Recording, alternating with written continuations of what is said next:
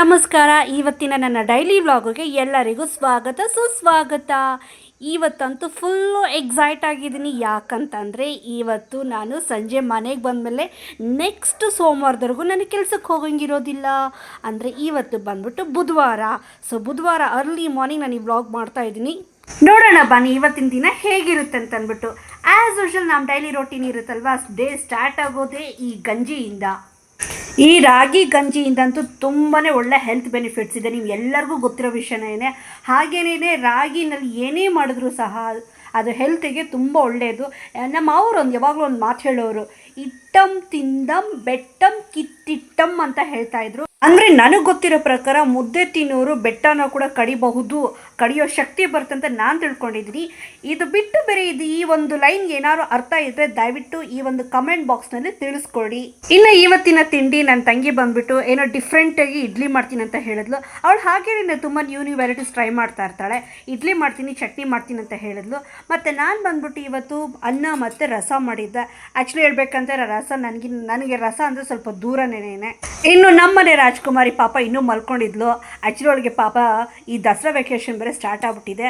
ಆದ್ರೂ ಅವಳಿಗೆ ನೆಮ್ಮದಿನೇ ಕೊಡ್ತಿಲ್ಲ. ನಾವಂತೂ ಟಾರ್ಚರ್ ಮಾಡಿಕ್ಬಿಡ್ತಾ ಇದ್ದೀನಿ. ಯಾಕಂತಂದರೆ ನಿಮ್ಗೆ ಎಲ್ಲರಿಗೂ ಗೊತ್ತು, ನಾನು 7 ಗಂಟೆಗೆಲ್ಲ ಮನೆ ಬಿಡಬೇಕಂತಂದ್ಬಿಟ್ಟು ನನ್ನ ಲಂಚ್ ಬಾಕ್ಸ್ನ ಪ್ಯಾಕ್ ಮಾಡೋದು ನನ್ನ ಮಗಳೇನೇ. ಸೊ ಅವಳಿಗೊಂದು ಕಾಟ ಕೊಟ್ಟು ಎಬ್ಬರಿಸಿದಾಯಿತು ನಾನು ಲಂಚ್ ಬಾಕ್ಸ್ ಪ್ಯಾಕ್ ಮಾಡೋಂತ. ಇನ್ನು ನಮ್ಮ ತಂಗಿಯವರು ಏನೋ ಸ್ಪೆಷಲ್ ಇಡ್ಲಿ ಅಂದರೆ ತೆಂಗಿನಕಾಯಿ ರುಬ್ಬಾಕ್ ಮಾಡಿದ್ದೀನಿ ಅಂದರು. ತಂದು ಕೊಟ್ಟರು, ಟೇಸ್ಟ್ ಮಾಡು ಹೆಂಗಿದೆ ಅಂತ ಅಂದ್ಬಿಟ್ಟು. ಚಟ್ನಿ ಚೆನ್ನಾಗಿದೆ, ಬಟ್ ಇಡ್ಲಿ ಯಾಕೋ ಬೆಂದಿಲ್ಲ. ಇನ್ನು ನಾವಂತೂ ಕಮೆಂಟ್ ಕೊಡೋದ್ರಲ್ಲಿ ಫಸ್ಟೇ ಎಕ್ಸ್ಪರ್ಟು. ನಾವು ಕಮೆಂಟ್ ಕೊಟ್ವಿ. ಅಂದರೆ ಇಡ್ಲಿ ಪಾಪ ಟ್ರೈ ಮಾಡಿದ್ದಾಳೆ, ಅವಳು ಯಾವತ್ತೂ ಮಾಡಿರಲಿಲ್ಲ. ಫಸ್ಟ್ ಟೈಮ್ ಇಡ್ಲಿ ಟ್ರೈ ಮಾಡಿದ್ದಾಳೆ. ಆ ಇಡ್ಲಿ ಬಂದುಬಿಟ್ಟು ಸ್ವಲ್ಪ ಬೇಯಬೇಕಾಗಿತ್ತು, ಆದರೆ ಮಾತ್ರ ಚಟ್ನಿ ಸಕ್ಕರಾಗಿತ್ತು. ಸೊ ಇಡ್ಲಿ ಮತ್ತು ಚಟ್ನಿ ಬ್ಯಾಟಿಂಗ್ ಆಯಿತು. ಇನ್ನು ನೆಕ್ಸ್ಟ್ ನಮ್ಮ ಪ್ರಯಾಣ ಆಫೀಸಿನ ಕಡೆಗೆ ಅಂತ ನಮ್ಮ ಪ್ರಯಾಣ ಸ್ಟಾರ್ಟ್ ಆಯಿತು. ನಾನಿವತ್ತು ಸುಮ್ಮನೆ ಚಾನ್ಸ್ ತೊಗೊಳೋದು ಬೇಡ ಅಂತ ಅಂದ್ಬಿಟ್ಟು 7 ಗಂಟೆಗೆ ಬಂದು ನಮ್ಮೂರು ಬಸ್ ಹಿಡಿದ್ಬಿಟ್ಟೆ. ನನಗೆ ಗೊತ್ತು ಇವತ್ತು ನಾನು ಆಫೀಸಿಗೆ ಬೇಗ ಹೋಗಿ ಸೇರ್ತೀನಿ ಅಂತ ಅಂದ್ಬಿಟ್ಟು. ಸ್ವಲ್ಪ ಪೆಂಡಿಂಗ್ ಕೆಲಸಗಳೇನಾದ್ರು ಇದ್ದರೆ ಬೇಗ ಮುಗಿಸ್ಕೊಬಿಟ್ಟು ಸ್ವಲ್ಪ ಈವ್ನಿಂಗ್ ಬೇಗ ಬಿಡೋಣ ಅಂತ ಅಂದ್ಬಿಟ್ಟು ಆಫೀಸಿಂದ ನಾನಿವಾಗ ಆಫೀಸ್ ಕಡೆ ಹೊರಡ್ತಾ ಇದ್ದೀನಿ. ಇವತ್ತಂತೂ ರೋಡೆಲ್ಲ ಫುಲ್ಲು ಖಾಲಿ, ಬಸ್ಗಳು ಕಮ್ಮಿ, ಜನನೂ ಕಮ್ಮಿ. ಇದೆಲ್ಲ ನೆನ್ನೆ ಮೊನ್ನೆಲ್ಲ ಇದ್ದಿದ್ರು ಇನ್ನೂ ತುಂಬ ಚೆನ್ನಾಗಿರ್ತಾಯಿತ್ತು. ಎನಿವೇಸ್ ಇವತ್ತಂತೂ ನೋ ಟ್ರಾಫಿಕ್, ಝೀರೋ ಟ್ರಾಫಿಕ್ಕು. ಅಂತೂ ಇಂತೂ ಕೊನೆಗೆ ನಮ್ಮ ಡೈರಿ ಸರ್ಕಲ್ಗೆ ಬಂದಾಯಿತು. ಇನ್ನು ಇಲ್ಲಿಂದ ನೆಕ್ಸ್ಟ್ ಬಸ್ಗೆ ನಾನು ವೇಟ್ ಮಾಡ್ತಾ ಇದ್ದೀನಿ. ನೋಡಿ ರೋಡೆಲ್ಲ ಹೇಗೆ ಖಾಲಿ ಹೊಡಿತಾ ಇದೆ. ಒಂದು ಬಸ್ ಇಲ್ಲ, ಒಂದು ಗಾಡಿ ಇಲ್ಲ. ಗಾಡಿ ಇದೆ, ಗಾಡಿಗೇನೂ ಇದೆ, ಬಟ್ ಆದ್ರೂ ಏನದು ಡೆನ್ಸಿಟಿ ಅಂತ ಹೇಳ್ತಾರಲ್ವ, ತುಂಬ ಗಾಡಿಗಳಂತೂ ರೋಡ್ ಮೇಲೆ ಇಲ್ಲ. ಕಾದು ಒಂದು 10 ನಿಮಿಷ ಆದಮೇಲೆ ನಮ್ಮ ನಾರ್ಮಲ್ ಬಸ್, ರೆಗ್ಯುಲರ್ ಆಗಿರೋ ಬಸ್ ಬಂತು. ಯೂಶ್ವಲಿ ಹೇಳಬೇಕಂತಂದರೆ ಬಸ್ ಆಲ್ರೆಡಿ ಫುಲ್ಲಾಗಿ ಬಂದುಬಿಟ್ಟಿರುತ್ತೆ. ನಾನು ಎಷ್ಟೋ ಸತಿ ಒಂದು ಸತಿ ಬಸ್ಸು, 2 ಸತಿ ಬಸ್ಸು ಅಂತ ಒಂದು 2-3 ಬಸ್ಸುಗಳನ್ನ ಮಿಸ್ ಮಾಡಿಬಿಡ್ತೀನಿ. ಬಟ್ ಇವತ್ತಂತೂ ಬಸ್ಸು ನನಗೆ ಹೇಳಿ ಮಾಡಿಸ್ದಂಗಿತ್ತು ಅಂತ ಅಂದ್ಬಿಟ್ಟು ದೇವರೇ ನನಗೆ ಖಾಲಿ ಬಸ್ ಕಳಿಸ್ತು. ಅಮ್ಮ ನೀನು ಆರಾಮಾಗಿ ಕುತ್ಕೊಂಡು ಹೋಗು ಅಂತಂದ್ಬಿಟ್ಟು. ನೋಡಿ ಬಸ್ ಅಂತೂ ಜನನೇ ಇಲ್ಲ, ಯಾವಾಗಲೂ ಈ ಬಸ್ಸು ತುಂಬ್ಕೊಂಡಿರೋದು. ಇಲ್ಲಿ ಡೋರ್ ಅಂತ ಏನು ಹೇಳ್ತೀವೋ ಡೋರಲ್ಲಿ ಹಿಡ್ಕೊಂಡು ಜನ ನೇತಾಡ್ಕೊಂಡು ಹೋಗೋರು ಆಫೀಸುಗಳಿಗೆಲ್ಲ. ಇವತ್ತೇನೋ ಬಸ್ ಫುಲ್ಲು ಖಾಲಿ. ಡೈಲಿ ಇದೇ ಥರ ಬಂದರೆ ತುಂಬಾ ಚೆನ್ನಾಗಿರುತ್ತೆ. ಅಂತೂ ಇಂತೂ ಕೊನೆಗೆ ಈ ಬಸ್ ಹತ್ತಿ ನಮ್ಮ ಆಫೀಸ್ ಕಡೆಗೆ ನಾನು ಬಂದಾಯಿತು. ಇನ್ನು ಇಲ್ಲಿ ನೋಡಿದ್ರೆ ಇಲ್ಲೂ ಕೂಡ ಜನ ಇಲ್ಲ, ಇಲ್ಲೂ ಕೂಡ ರೋಡೆಲ್ಲ ಖಾಲಿ.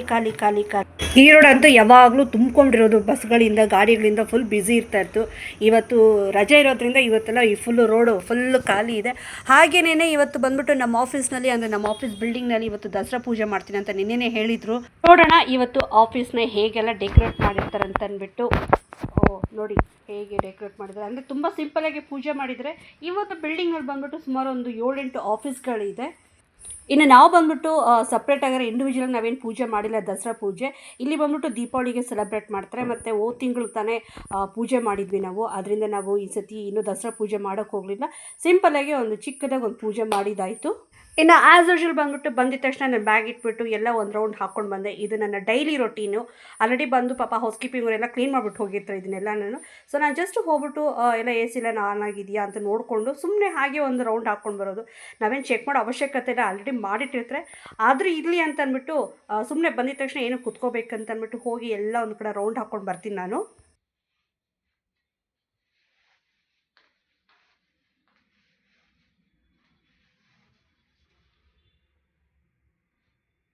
ನಮ್ಮ ಆಫೀಸ್ನಲ್ಲೇ ನಾವು ಆಲ್ರೆಡಿ ಹೇಳ್ದಂಗೆ ನಮ್ಮ ಆಫೀಸಲ್ಲಿ ದಸರಾ ಸೆಲೆಬ್ರೇಷನ್ ನಡೀತಾ ಇದೆ. ಅಂದರೆ ನವರಾತ್ರಿ ಈವೆಂಟ್ಗಳು ನಡೀತಾ ಇದೆ. ಅದಕ್ಕೋಸ್ಕರ ಕೋಲಾಟ ಮಾಡೋದಕ್ಕೋಸ್ಕರ ಈ ದಾಂಡಿಯಾಗಳೆಲ್ಲ ತಾಸಿಟ್ಟಿದ್ದಾರೆ. ಮತ್ತು ಇನ್ನೊಂದೇನಂತಂದರೆ ಇದು ಬಂದುಬಿಟ್ಟು ಆ್ಯಕ್ಚುಲಿ ನಮ್ಮ ಮೇಡಮ್ಗೆ ಯಾರೋ ಪ್ರಮೋಷನ್ಗಂತ ಕೊಟ್ಟಿದ್ದು. ಸೊ ಅದನ್ನು ಬಂದು ನಮಗೆ ಕೊಟ್ಟರು, ಎಲ್ಲರಿಗೂ ಕೊಟ್ಟರು ಟೇಸ್ಟ್ ಮಾಡಿ ಅಂತ ಅಂದ್ಬಿಟ್ಟು. ನನಗಂತೂ ಟೇಸ್ಟ್ ಅಷ್ಟೊಂದು ಹಿಡಿಸ್ಲಿಲ್ಲ, ಯಾಕಂತಂದರೆ ನಾವೆಲ್ಲ ಅನ್ನ ಸಾರು ತಿಂದು ಬೆಳೆದ ಮಕ್ಕಳು, ಪಾಪ ಏನು ಮಾಡೋಕ್ಕಾಗುತ್ತೆ. ಸೊ ಎಲ್ಲ ಕೆಲಸ ಎಲ್ಲ ಆಯಿತು, ಆಫೀಸ್ ಕೆಲಸ ಎಲ್ಲ ಮುಗೀತು. ಇನ್ನು ನಮ್ಮ ಪಯಣ ಮನೆ ಕಡೆಗೆ ಅಂತ ಅಂದ್ಬಿಟ್ಟು ನಾವು ಬಸ್ ಸ್ಟಾಪಿಗೆ ಬಂದಾಯಿತು. ಇನ್ನು ನಮ್ಮ ಬನ್ನೇರುಘಟ್ಟ ಬಸ್ಸಿಗೆ ವೆಯ್ಟ್ ಮಾಡಬೇಕಾಯಿತು. ಇನ್ನೊಂದು ಏನಂತಂದರೆ ಈ ಆಫೀಸ್ನಲ್ಲಿ ನಾನು ಬೇಗ ಬಿಡೋದ್ರಿಂದ ಸ್ವಲ್ಪ ಬೇಗ ಬಸ್ ಸ್ಟಾಪಿಗೆ ಬರ್ತೀನಿ. ಒಂದು ಆಲ್ಮೋಸ್ಟ್ ಒಂದು 5:05 ನಾನು ಈ ಬಸ್ ಸ್ಟಾಪಿಗೆ ಬಂದುಬಿಡ್ತೀನಿ ನಾನು. ಇನ್ನು ಮನೆಗೆ ಹೋಗ್ಸಿರೋಷ್ಟರಲ್ಲಿ ಹೇಗಿದ್ರು ಒಂದು 6 ಗಂಟೆದು ಡೆಫಿನೆಟ್ಲಿ ಆಗುತ್ತೆ. ಒಂದೊಂದು ಸತಿ 6:15 ಕೂಡ ಆಗಿಬಿಡುತ್ತೆ. ಬಟ್ ಆದರೂ ಪರವಾಗಿಲ್ಲ. ಮೊದಲು ಆಫೀಸ್ಗಿಂತ ಈ ಆಫೀಸ್ನಲ್ಲಿ ಸ್ವಲ್ಪ ಟೈಮಿಂಗ್ಸ್ ನನಗೆ ಪರವಾಗಿಲ್ಲ, ಹೆಚ್ಚು ಕಮ್ಮಿ ಮಾಡ್ಕೋಬೋದು ಟೈಮಿಂಗ್ಸ್ನ. ಮತ್ತು ಆಲ್ರೆಡಿ ನಾನು ಹೇಳಿರೋ ಹಾಗೆ ಬೆಳಿಗ್ಗೆನೂ ಅಷ್ಟೇ, ಪರ್ಟಿಕ್ಯುಲರ್ ಟೈಮ್ ಅಂತ ಏನಿಲ್ಲ, ನೀವು ಇಷ್ಟೊತ್ತಿಗೆ ಬರಬೇಕು, ಇಷ್ಟೊತ್ತಿಗೆ ಹೋಗಬೇಕು ಅಂತ ಅಂದ್ಬಿಟ್ಟು. ಇಲ್ಲಿ ಸಹ ಲಾಗಿನು ಲಾಗೌಟ್ ಅಂತ ಏನೂ ಇಲ್ಲ. ಬಟ್ ನಮ್ಮ ಸಿಸ್ಟಮಲ್ಲಿ ನಾವು ಲಾಗಿನ್ ಮಾಡ್ಕೋಬೇಕಾಗತ್ತೆ. 8 ಅವರ್ಸ್ ಡ್ಯೂಟಿ ಮಾಡಿಬಿಟ್ಟು ನಾವು ಲಾಗೌಟ್ ಮಾಡಬೇಕಾಗತ್ತೆ. 8 ಅವರ್ಸ್ ಡ್ಯೂಟಿ ಅಂತಂದಮೇಲೆ ನಾವು ಲಾಗೌಟ್ ಮಾಡಿದ್ಮೇಲೆ ಬೇರೆ ಏನೂ ಕೆಲಸ ಮಾಡಲ್ಲ ಅಂತಲ್ಲ. ನಮಗೆ ವಾಟ್ಸಪ್ಪಲ್ಲೆಲ್ಲ ಬರ್ತಾ ಇರುತ್ತೆ, ಮೇಲ್ಗಳು ಬರ್ತಾ ಇರುತ್ತೆ. ಸೊ ಮೊಬೈಲಲ್ಲಿ ನೋಟಿಫಿಕೇಷನ್ ಬರುತ್ತೆ, ನಾವು ಕೆಲಸ ಮಾಡ್ತಾ ಇರ್ತೀವಿ. ಇನ್ನು ಮನೆ ಕಡೆ ಬಂದಾಯಿತು. ಮನೆ ಕಡೆ ಬಂದಮೇಲೆ ಇವತ್ತು ನನ್ನ ಮಗಳು ನೋಡಿ, ಇವತ್ತು ಆಲ್ಮೋಸ್ಟ್ ಅವಳೇ ಆ್ಯಸ್ ಯೂಶುವಲ್ ಪೂಜೆ ಗೀಜೆ ಎಲ್ಲ ಮಾಡಿ ಎಲ್ಲ ರೆಡಿಯಾಗಿ ಇಟ್ಟಿದ್ದಾಳೆ ಮನೇನ. ಇನ್ನೊಂದೇನೆಂದರೆ ಇವತ್ತು ಆ್ಯಕ್ಚುಲಿ ನಮ್ಮ ಅಕ್ಕನ ಮನೆಗೆ ಹೋಗ್ಬೇಕು ಇವತ್ತು. ವಿಡಿಯೋ ನಮ್ಮ ಅಕ್ಕನ ಮನೆಯಿಂದ ಮಾಡ್ತಾ ಇದ್ದೀನಿ. ಯಾಕಂತಂದರೆ ಇವತ್ತು ನಮ್ಮ ಅಕ್ಕಗೆ ನಾವು ಕಾವು ಕಾಯೋದಕ್ಕೆ ಬಂದಿದ್ದೀವಿ. ಕಾವಲುಗಾರರು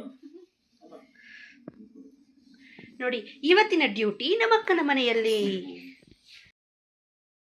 ನಮ್ಮ ಮನೇಲಂತೂ ನಾವು ಟಿ ವಿ ಎಲ್ಲ ಆನ್ ಮಾಡೋಕ್ಕೆ ಹೋಗೋದಿಲ್ಲ. ಬರೀ ಹೆಸ್ರಿಗೆ ಮಾತ್ರ ನಾವು ಟಿ ವಿ ತೆಗೆದುಬಿಟ್ಟು ಅದು ಒಂದು ವರ್ಷ ಫುಲ್ಲು ರೀಚಾರ್ಜ್ ಮಾಡಿಕ್ಬಿಟ್ಟಿದ್ದೀನಿ. ಆದ್ರೂ ಟಿ ವಿ ಆನ್ ಮಾಡೋಕ್ಕೆ ಹೋಗೋದಿಲ್ಲ. ಯಾಕಂದರೆ ಟಿ ವಿ ಆನ್ ಮಾಡಿದ್ರೆ ಬರೀ ಬೋರಿಂಗು, ಅದೇ ಮೂವಿಗಳು, ಅದೇ ನ್ಯೂಸ್ಗಳು ಬಿಟ್ಟರೆ ಇನ್ನೇನು ಇರೋದಿಲ್ಲ. ಅದಕ್ಕೆ ಸಾಧಾರಣವಾಗಿ ಟಿ ವಿ ಎಲ್ಲ ನೋಡೋಕ್ಕೆ ಹೋಗೋದಿಲ್ಲ. ಇವತ್ತು ನಮ್ಮ ಅಕ್ಕನ ಮನೆಗೆ ಬಂದರೆ ನಮ್ಮ ಅಕ್ಕ ಬಂದುಬಿಟ್ಟು ನಮ್ಮ ಅಕ್ಕ ಮನೆಯಲ್ಲಿ ಬಿಗ್ ಬಾಸ್ ಹಾಕಿದ್ರು. ಸೊ ಅದನ್ನು ಸ್ವಲ್ಪ ಹೊತ್ತು ನೋಡಿಕೊಂಡು ಏನಕ್ಕೆ ನಮ್ಮ ಅಕ್ಕನ ಮನೆಗೆ ಬರ್ತೀನಿ, ನಮ್ಮ ಅಕ್ಕನಿಗೆ ಸ್ವಲ್ಪ ಸದ್ಯಕ್ಕೆ ಮೈಗೆ ಹುಷಾರಿಲ್ಲ. ಸೊ ನಮ್ಮ ಬಾವ ಬಂದುಬಿಟ್ಟು ಇವತ್ತು ನೈಟು ಚಿಕ್ಕಮಂಗ್ಳೂರಿಗೆ ಹೋಗಿದ್ದಾರೆ. ಅಂದರೆ ಚಿಕ್ಕಮಂಗ್ಳೂರಲ್ಲ, ಮಡಿಕೇರಿಗೆ ಹೋಗಿದ್ದಾರೆ. ಆ್ಯಕ್ಚುಲಿ ಮಡಿಕೇರಿನಲ್ಲಿ ದಸರಾ ತುಂಬ ಚೆನ್ನಾಗಿ ಮಾಡ್ತಾರೆ ಅಂತ ಹೇಳ್ತಾಯಿದ್ರು. ಸೊ ಮಡಿಕೇರಿನಲ್ಲಿ ದಸರಾ ಸೆಲೆಬ್ರೇಟ್ ಮಾಡೋಕ್ಕೆ ಹೋಗಿದ್ದಾರೆ. ಅವರು ಇಲ್ಲದ ಕಾರಣ ಇವತ್ತು ನಮ್ಮ ಡ್ಯೂಟಿ ನಮ್ಮ ಅಕ್ಕನ ಮನೆಯಲ್ಲಿ.